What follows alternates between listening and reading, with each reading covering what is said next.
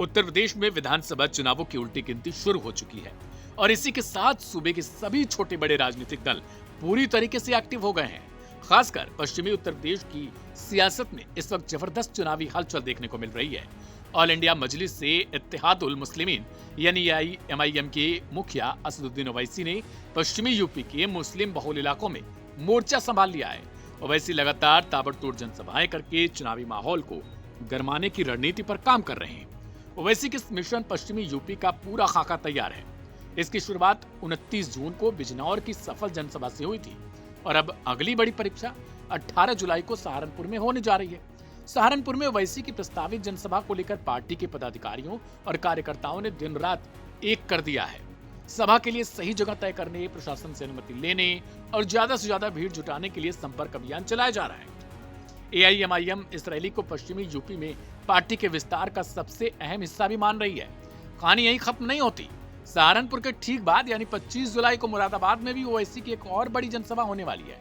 लगातार 3 जनसभाओं के जरिए ओवैसी इस पूरे बेल्ट में अपने जनाधार को मजबूत करने की कोशिशों में जुटे हैं। हाल ही में बिजनौर के नजीबाबाद में आयोजित पैगाम इत्तेहाद कार्यक्रम में ओवैसी ने न सिर्फ विधानसभा चुनाव लड़ने का खुला ऐलान कर दिया बल्कि बीजेपी, सपा और कांग्रेस तीनों पर तीखा हमला बोला। ओवैसी ने मंच से गरजते हुए कहा कि भारत के कोने कोने में मुसलमानों को अपना नेता खुद बनाना होगा। उन्होंने आरोप लगाया कि बीजेपी मुसलमानों को कभी टिकट नहीं देती और अगर देती है तो सिर्फ अपना गुलाम बनाने के लिए। ओवैसी ने सपा और कांग्रेस को भी आड़े हाथों लेते हुए कहा कि सरकार और मुख्य विपक्षी दल दोनों ने मिलकर मुसलमानों, पीड़ितों और समाज के पिछड़े वर्ग के लोगों के साथ भेदभाव कर दिया और उन्हें राजनीति का छूत बना डाला है। ओवैसी ने दावा किया कि मजलिस हिंदुस्तान को एक ऐसी सरकार देना चाहती है जो किसी जाति या धर्म को नहीं बल्कि हर इंसान को इंसाफ दे। ओवैसी के इस चक्रव्यूह को जमीन पर उतारने की जिम्मेदारी स्थानीय संगठन पर है। एआईएमआईएम के पश्चिमी यूपी अध्यक्ष मेहताब चौहान का कहना है कि 18 जुलाई की सहारनपुर रैली के लिए प्रशासनिक औपचारिकताएं पूरी की जा रही हैं और संगठन को मजबूत करने के लिए पूरे यूपी में एक विशेष अभियान चल रहा है। साफ है कि पश्चिमी यूपी के मुस्लिम बहुल जिलों में ओवैसी की एंट्री ने सपा, बसपा और कांग्रेस के माथे पर चिंता की लकीरें खींच दी हैं।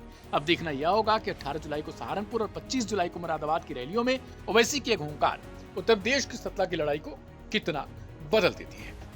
हालांकि यह चीज अपने आप में सवाल बन चुकी है कि ओवैसी अगर मुसलमानों को अपने साथ जोड़ने की कोशिशें करते हैं तो इससे सबसे ज्यादा नुकसान किसका होगा? राजनीतिक विश्लेषकों का मानना है कि इससे सपा को गहरा झटका लग सकता है। आपका क्या कहना है? कमेंट बॉक्स में जरूर लिखें। बीजेपी को रोकना है, आओ हाथ मिलाओ, हम तैयार हैं। मगर इसका यह मतलब नहीं है कि तुम मेरे इस बात को तुम कमजोरी की अलामत समझो। ये हाथ जो आज तुम्हारी तरफ दोस्ती के लिए बढ़ रहे हैं, कल तुम्हारे गिरबान के तार खेलेंगे तो तुम रोना नहीं। उत्तर प्रदेश के आने वाले विधानसभा में आप और हम मिलकर इंशाअल्लाह ताला पूरा गेम बदल देंगे। इंशाअल्लाह ताला पूरा गेम बदलेंगे। अब नहीं होगी गुलामी की बात, अब नहीं होगी दरी बिछाने की बात, अब हक की बात होगी, हिस्सेदारी की बात होगी। गंगा में कश्ती में रमजान के दिन में हमारे 14 मुस्लिम नौजवानों ने रोजा खोला। उन पर इल्जाम लगा दिया गया कि उन्होंने गोश्त खाकर हड्डियां गंगा नदी में फेंक दी।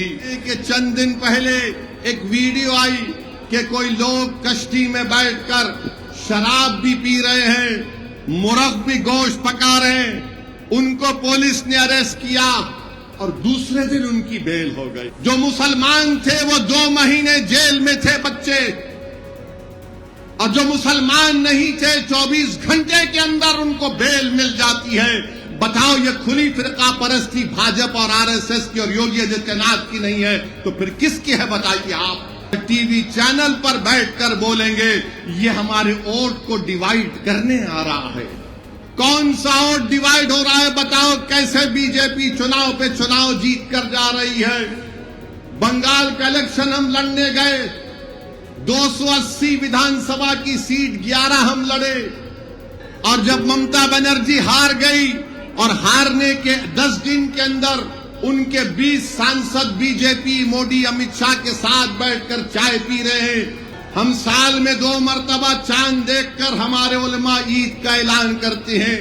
ये ऐसा चांद है जो 5 साल में एक मरतबा नजर आता है। सुन लो तस्लीम साहब, अब नजीबाबाद की जनता मजलिस इत्तेहादुल मुस्लिमीन को तस्लीम करेगी और कबूल करेगी कि हम यजीदों के सामने सर नहीं झुकाएंगे, हम यजीदों के सामने हाथ बढ़ाकर भीख नहीं मांगेंगे, हम अपने हक के लिए लड़ेंगे और इंशाअल्लाह ताला हमको हमारा हक मिलेगा।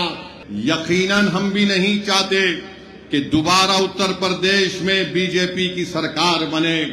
मैंने पहले भी कहा और आज भी कह रहा हूं कि अगर कोई हमसे गठबंधन करने तैयार है बीजेपी को रोकने के लिए, तो असदुद्दीन ओवैसी आधे रास्ते तक पैदल चलकर आने तैयार है। हम भी नहीं चाहते कि दोबारा बीजेपी की सरकार यहां पर बने। मगर याद रखिए, अगर आप ये समझते हैं कि नहीं समझौता नहीं होगा, तुम्हारा काम सिर्फ वोट डालकर अपने घर में जाकर खामोश बैठ जाना, तो मैं उनसे कहना चाहूंगा कि अब वोट डाला जाएगा मगर वोट नेता बनाने के लिए इस्तेमाल होगा। वोट किसी पार्टी को बचाने के लिए नहीं इस्तेमाल किया जाएगा। मेरे अजीज दोस्तों और बुजुर्गों, अगर गठबंधन होगा, अलायंस होगा, इज्जत और मान सम्मान के साथ होगा, तो यकीनन असदुद्दीन ओवैसी और मजलिस इत्तेहादुल मुस्लिमीन उस गठबंधन के साथ काम करने को तैयार है। हम पूरी कोशिश करने तैयार है कि दोबारा भाजपा की सरकार उत्तर प्रदेश में ना बने। मगर अगर आप ये समझते हैं कि हमारा काम सिर्फ दरी बिछाना है, तो याद रखो अब कोई दरी नहीं बिछाएगा। अब दरी बिछाने के दिन खत्म हो चुके हैं। चाहे वो नौजवान हो, चाहे वो बुजुर्ग हो, या हमारी इज्जतदार माँ और बहनें हैं, वो इस बात को महसूस कर लिए हैं कि अब दरी नहीं बिछाएगी, अब हक की और मान सम्मान की लड़ाई होगी। अब नेता बनाया जाएगा, अब लीडरशिप बनाई जाएगी और ऐसा लीडर बनाया जाएगा जो उत्तर प्रदेश की विधानसभा में जाकर अंधा, गूंगा और बहरा बनकर ना बैठे, बल्कि जब मस्जिदों को शहीद किया जा रहा है तो उनको अपनी जमीर की आवाज पर उस विधानसभा के दरो दीवार को हिला के रखना चाहिए था। मगर आज हम देख रहे हैं कि वो खामोश बैठे हुए। तो मेरे अजीज दोस्तों और बुजुर्गों, मेरी आपसे अपील है कि याद रखिए, नेता आपको बनना है। ओवैसी हैदराबाद से निकलकर यहां पर बिजनौर में और नजीबाबाद में इसलिए नहीं आया कि मैं अपनी तकरीर के जरिए तुमसे वाह वाह हासिल करूं। मैं आया हूं और आता रहूंगा इंशाअल्लाह ताला। अल्लाह जब तक मुझे जिंदा रखेगा, मेरी जिंदगी का मकसद एक ही है कि भारत के कोने कोने में मुसलमानों का नेता बने, जो बनेगा इंशाअल्लाह ताला। जो कोई नाम निहाद सेकुलर पार्टी नहीं चाहती। बीजेपी तो मुसलमान को टिकट भी नहीं देती, और ये जो अपने आप को सेकुलर कहती हैं, ये किसी को टिकट देती हैं तो किसी को टिकट देकर गुलाम बनाने के लिए देती है। मजलिस आपसे कह रही है कि तुम गुलाम नहीं बनोगे, तुम कायद बनोगे, तुम हुक्मरान बनोगे, तुम गरीबों की आवाज बनोगे, तुम मजलूमों की ताकत बनोगे।